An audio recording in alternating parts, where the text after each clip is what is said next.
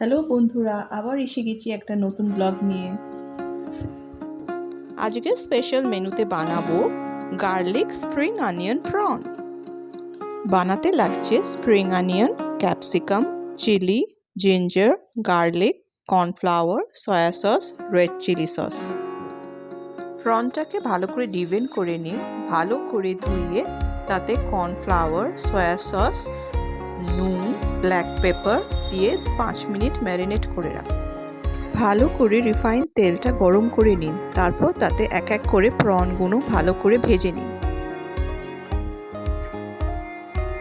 এবার garlic, ginger এবং সব ভেজিটেবলসগুলো একসাথে ভালো করে মিশিয়ে সতে করে নিন।